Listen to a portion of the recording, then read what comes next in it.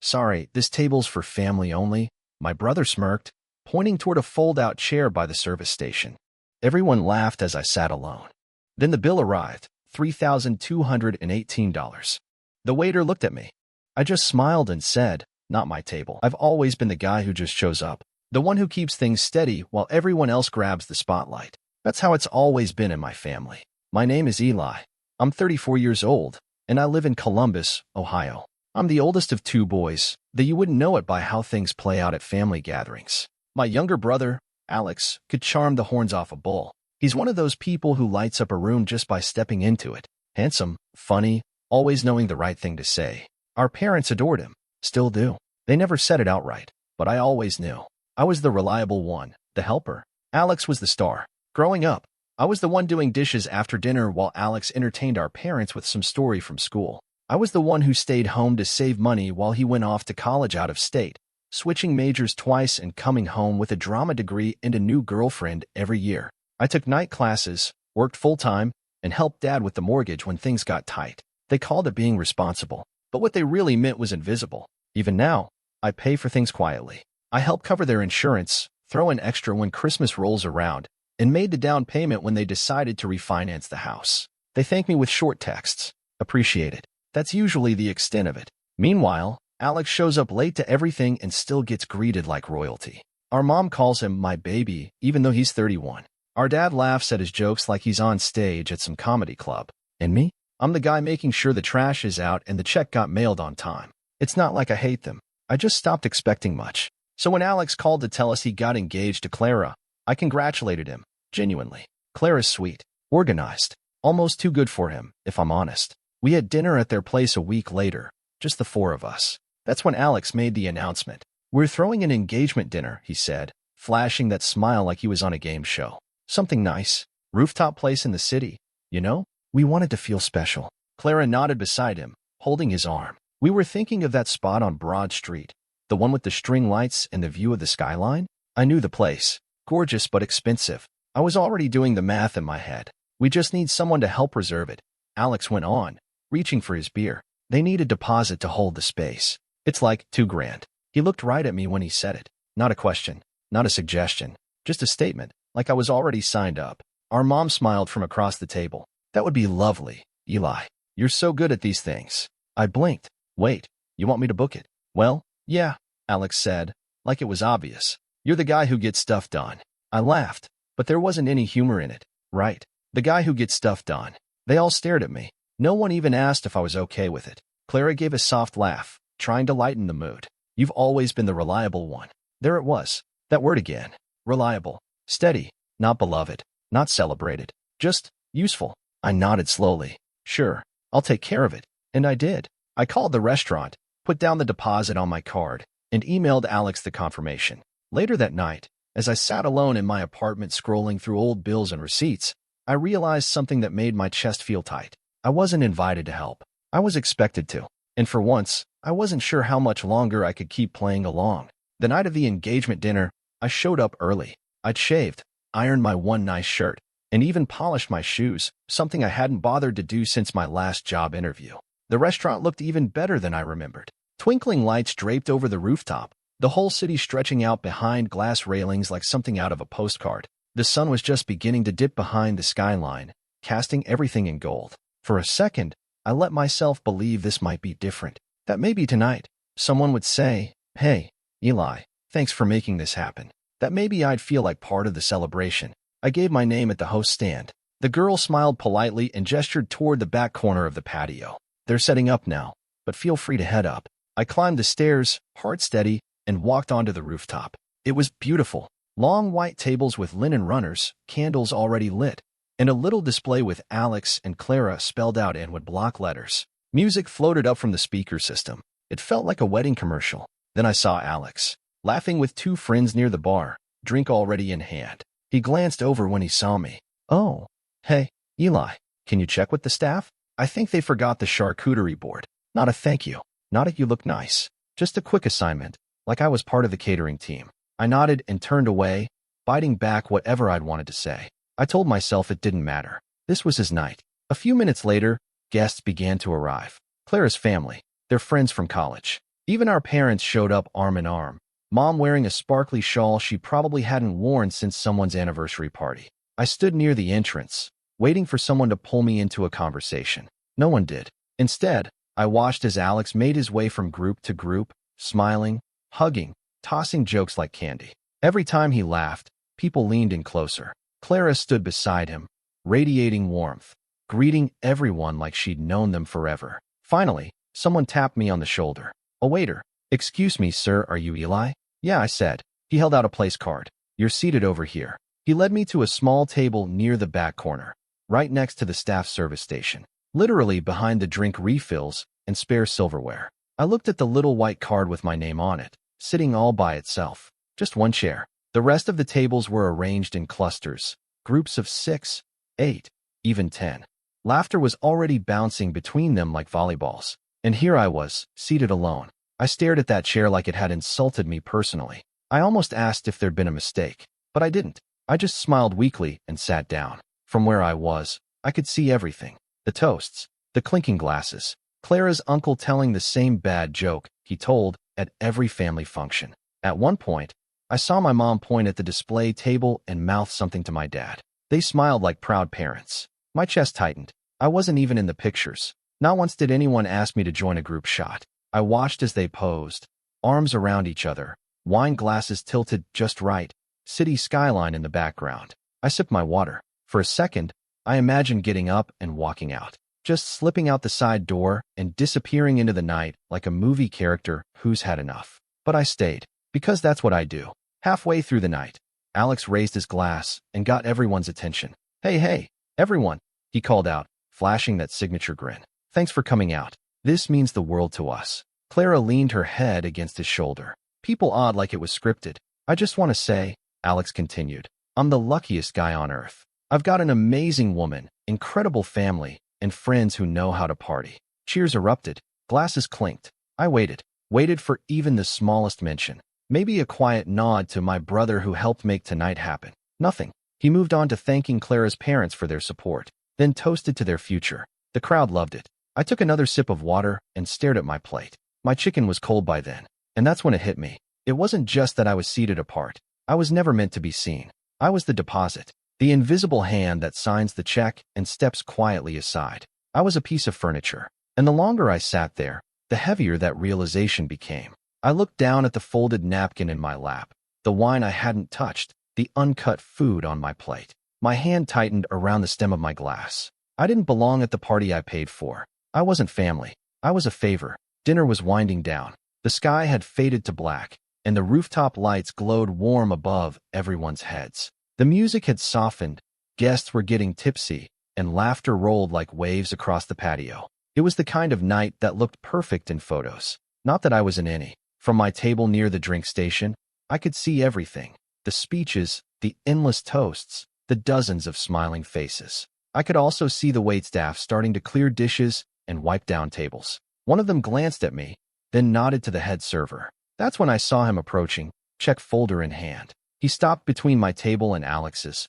hesitating like someone stuck between two exit ramps. He looked at me, then at Alex, then back again. "Excuse me," he said politely. "Should I bring this to the host, or—" Alex turned from the conversation he was having, still half laughing, and waved a hand like it was nothing. "Eli's got it," he said breezily. He handled the reservation. The waiter nodded and placed the folder in front of me. He walked off before I could say a word. I stared at the black leather cover. For a second, I didn't move. I just looked at it sitting there, like it was daring me. Across the rooftop, nobody noticed. Or if they did, they didn't care. My parents were chatting with Clara's folks. Clara was posing for a picture with her college roommate. Alex was throwing an arm around his old fraternity buddy, laughing at something stupid. I opened the folder. Final bill, $4,378.62. I let out a breath through my nose. Part of me wasn't even surprised. There were extra drinks ordered, upgraded entrees, probably a few things added without asking.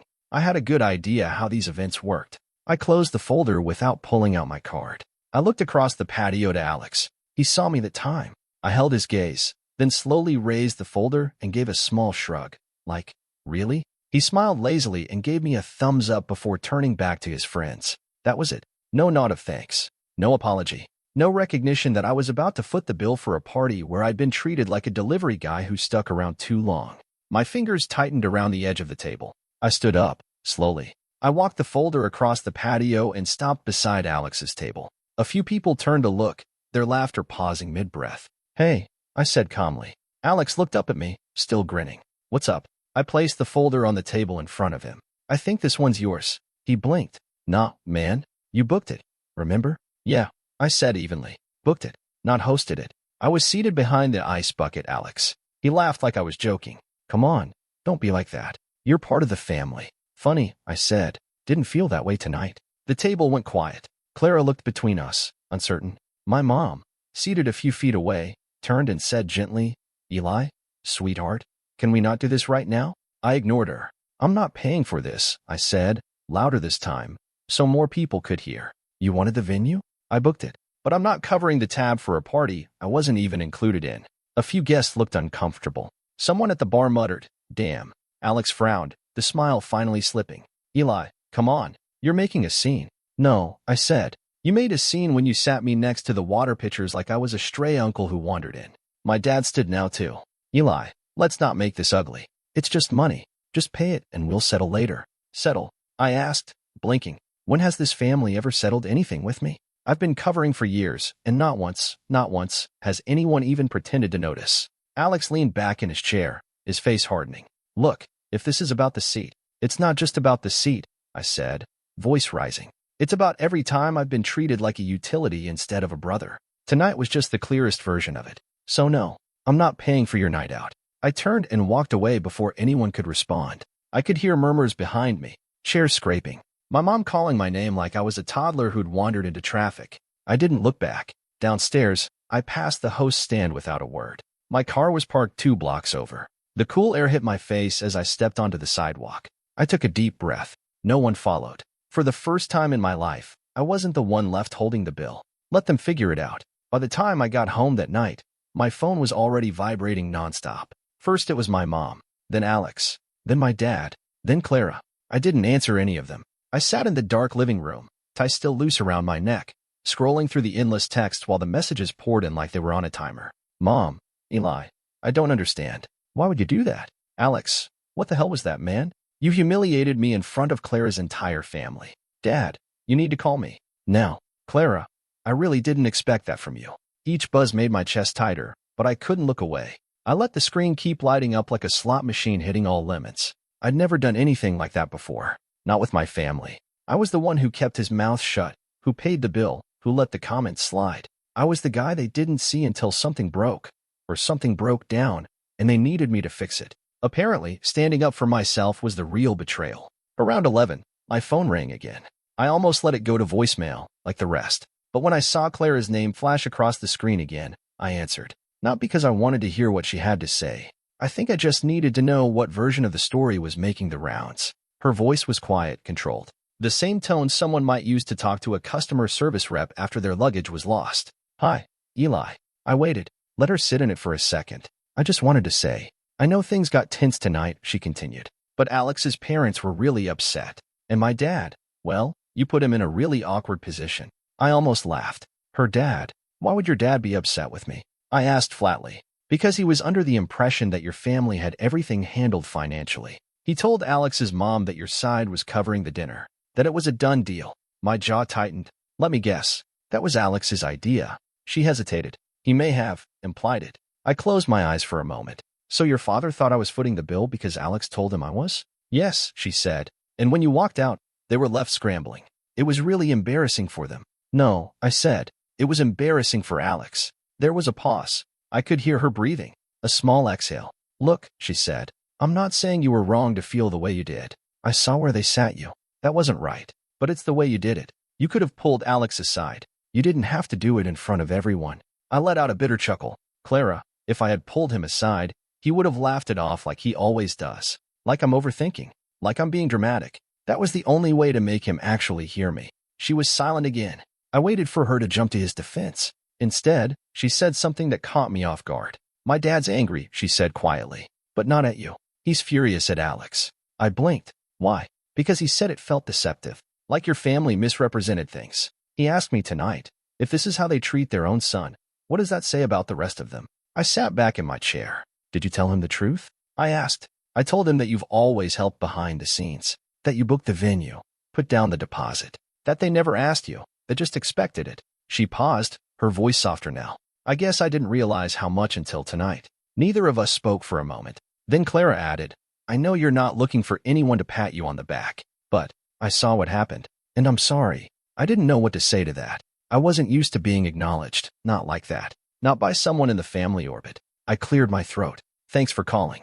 Yeah, she said. Good night, Eli. I hung up and stared at the wall for a long time after. The fallout wasn't just text and voicemails anymore. It was real, and it was starting to ripple out past the family circle, into places none of them expected. All I had done was say no, but to them, that wasn't just a refusal. It was a betrayal, because if I wasn't holding up the family scaffolding anymore, then everyone had to face what they'd built on top of it. And for the first time in years, I wasn't the one left holding the weight. The next morning, the group chat was in full meltdown mode. I'd muted the thread months ago, but now I scrolled through the flood of messages with a strange mix of detachment and curiosity, like watching a building collapse from a safe distance. Mom, Eli, please, let's just talk about this. Dad, I know last night got out of hand, but this isn't how families fix things. Alex, are you seriously proud of what you did? Mom, Clara's family is furious. Her dad says we embarrassed them. We need to smooth this over. Alex, fix it. That one made me laugh out loud. Fix it. That was always the script, wasn't it? Eli handles things. Eli pays the bills. Eli keeps the peace. Except Eli wasn't doing that anymore. My phone buzzed again, but this time it wasn't from the group thread. It was a name I hadn't seen in months. Aunt Diane. I stared at it for a second before answering. Hey, Aunt D. Her voice came through immediately, no nonsense and dry as ever. I heard about the engagement dinner. Let me guess, I said. You're here to tell me I went too far. She snorted. Hardly. I've been waiting for someone in this family to call their bluff for 20 years. I leaned back against the kitchen counter, phone to my ear. That's not what I expected to hear. She sighed. Eli, you've always been the one holding the rope while the rest of them climbed up. I've watched it happen. Everyone loves Alex because he's easy, charming, loud, but charm's cheap. Stability? That costs something. You paid for it, and they took it for granted. I didn't say anything. My throat felt tight. They called me this morning, she went on. Your mom and Alex, begging me to talk to you. Said you were being vindictive. She let the word hang in the air for a beat. Vindictive. Can you believe that? Yeah, I said quietly. I can. Well, she said, for what it's worth, I told them the truth. That someone finally said no, and they didn't like it. Good for you. For the first time in days, I felt something like oxygen in my chest. You always seemed like the only adult in the room, she added. But even adults get tired. And you've been tired for a long time, haven't you? I let out a slow breath. Yeah, I think I have. There was a pause. I'll say this, Eli. You drew a line. Now make sure you don't let them drag you back across it. We hung up not long after. I sat in the quiet and replayed her words. You drew a line. Don't let them drag you back across it. By noon, I got another update. Clara's father, still fuming about the dinner, had pulled the wedding deposit he'd promised. Clara's cousin posted a not-so-subtle tweet about reconsidering big decisions when the family turns out to be chaos. The cracks were showing now. And then the final twist came through a message from Alex himself. Alex, can you please tell Aunt Diane to stay out of this? I didn't respond. Let him sit with that. I went for a walk, grabbed a sandwich from the shop around the corner, and for once, I didn't feel like a ghost orbiting my own life. I wasn't the helper. I wasn't the ATM. I was just a man who finally stopped pretending. And somewhere between the missed calls and the shattered family group chat, someone finally said it. I had done the right thing. Alex showed up 2 days later. No call, no warning, just a knock at my apartment door, a few sharp raps like he owned the place. I opened it to find him standing there in joggers and a hoodie, face tight with irritation like I had done something to him. Can we talk? He said. I stepped aside without a word. He walked in like it was his place, pacing the living room like he was warming up for a speech. I get that you were upset, he began, but what you did, walking out, leaving that check on the table, was messed up. You made me look like a freeloader in front of Clara's family.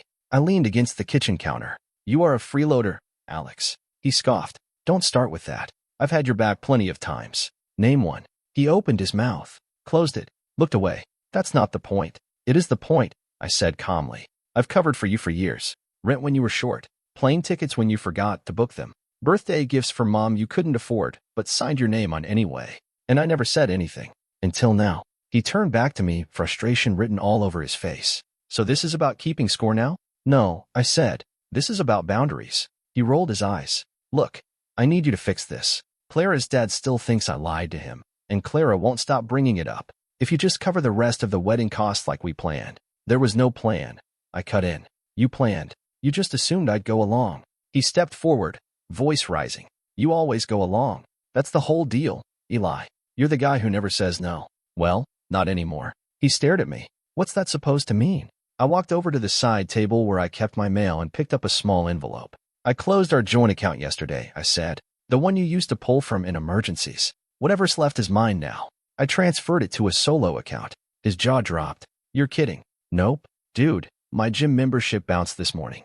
I was gonna meet Clara for brunch, and my card got declined. That's not my problem. His eyes narrowed. So you're just cutting me off? I nodded. Completely. You're being petty. No, I said. I'm being done. The silence stretched long between us. He looked around my apartment like it had suddenly become foreign territory. Wow, he said finally, shaking his head. You really think this makes you better than me? No, I said, walking toward the door. It just makes me free. I held it open. He looked at me one last time, and for a second, I thought he might say something real, something human. Instead, he muttered, You're gonna regret this, and walked out. I closed the door behind him. Then I grabbed my laptop, logged into the last lingering account we shared, an old savings app I'd set up years ago just in case he needed help, and deleted it. My phone buzzed a few minutes later. Bank alert.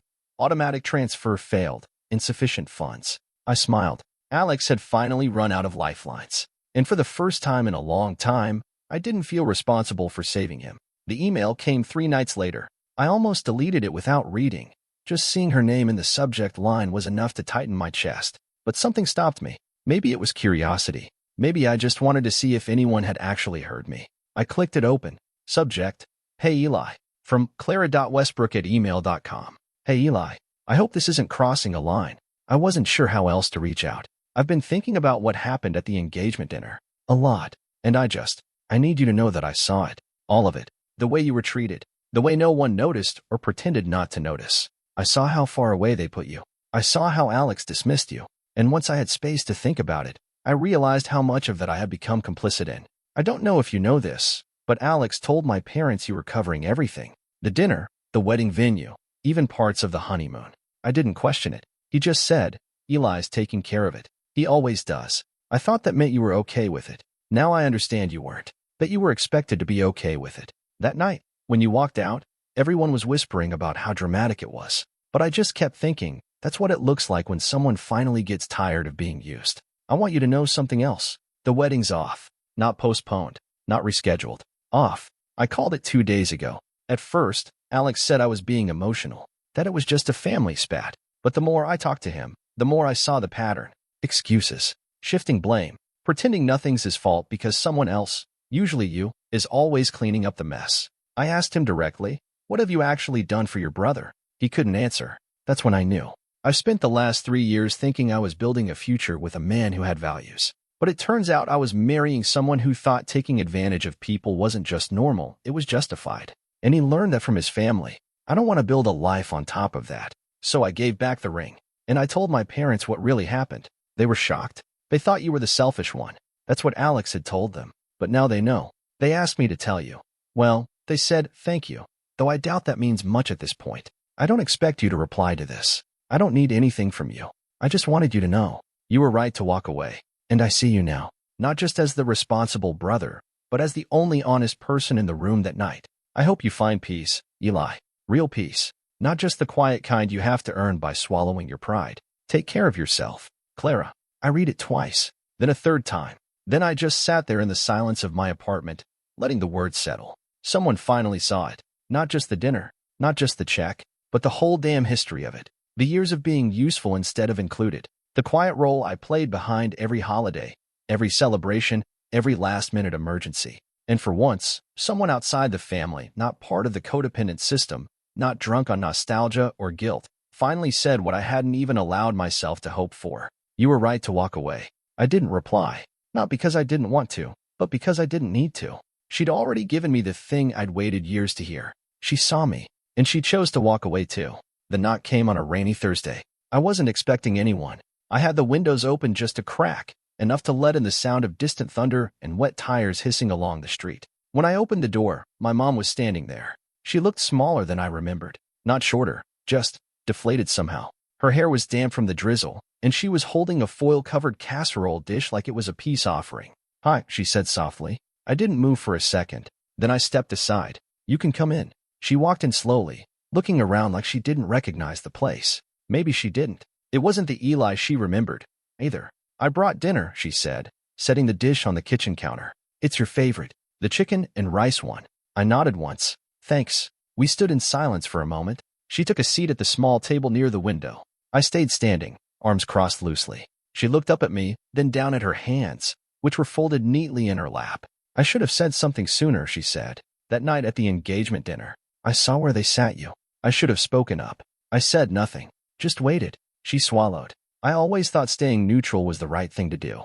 That if I just kept the peace, everything would be okay." "Kept the peace for who?" I asked quietly. She winced. "I know." I sat down across from her. The rain tapped steadily on the window pane. "You've always been the one we didn't worry about," she said. "You showed up. You took care of things. You didn't complain. And I think, somewhere along the way, we started believing that meant you didn't need anything." My throat tightened. "I did need something," I said. "I needed to feel like I mattered. Not just when there was a bill due or a task no one else wanted. I wanted to be included. Seen." She looked up at me, eyes watery. "I know. And I'm sorry." I waited for the next part. The pivot. The "but he's your brother" or "can't we just move on" speech. But it didn't come. She just nodded slowly. "I don't expect you to forgive Alex. Or me. I just wanted to say it out loud.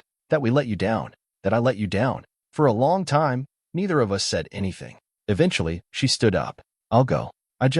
I didn't want to let another week pass pretending like nothing happened." She made it to the door, hand on the knob, before she paused. "I told Alex to stop calling you," she said. "Told your father too. This is your space now. You get to decide who's in it." Then she pulled the door open and stepped out into the drizzle, cardigan already dotted with rain. I stood there for a moment after she left, and for the first time in years, the silence in my apartment didn't feel heavy. It felt earned, clean. She hadn't asked me to fix anything. She hadn't asked for grace. She just finally admitted the truth, and that was enough for now. A month passed, then another, and the silence held, not a cold, punishing kind, but the kind that feels like space, like breathing room. The kind that lets you think about your life without everyone else's voices crowding it. I didn't hear from Alex again. Not a call, not a text, nothing. Clara's wedding updates disappeared from social media. Her accounts went quiet. My mom told me, gently and without pressure, that Clara had moved out, that she'd returned the ring without drama. And Alex? He moved back in with our parents. That part she didn't say directly. I pieced it together from the way she mentioned, helping him get on his feet again, and how my dad wasn't thrilled about having him back under the same roof. Not my problem. I wasn't invited to mediate. And for once, I didn't offer. Instead, I started doing something that felt strange at first. I took time for myself, not in the vague, self-care, social media sense. I mean real time. I cashed out some vacation days I hadn't touched in years and booked a 2-week trip to Ireland. Just me, a backpack, and a beat-up copy of a travel guide someone left behind in the break room at work. I hiked green cliffs and wandered through tiny pubs. I ate breakfast alone and didn't feel self-conscious about it. I met people whose names I didn't bother remembering and told them nothing about my family. When I got back, the messages from my parents were different. Shorter, gentler, individual. No more group text with fake cheer. Just my dad sending me an article about a hiking trail he thought I'd like. My mom forwarding me a photo of a soup she made, with the caption, "Don't worry, I didn't bring any over."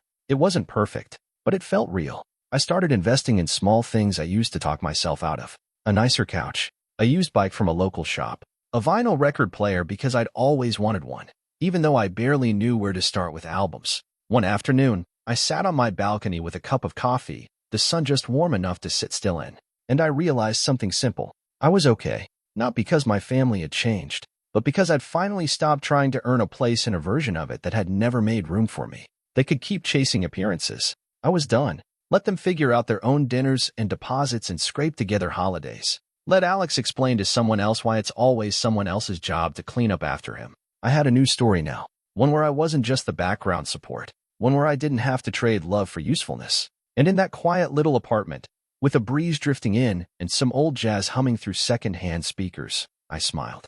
Because I finally knew what peace looked like. and it looked a lot like living life on my own terms.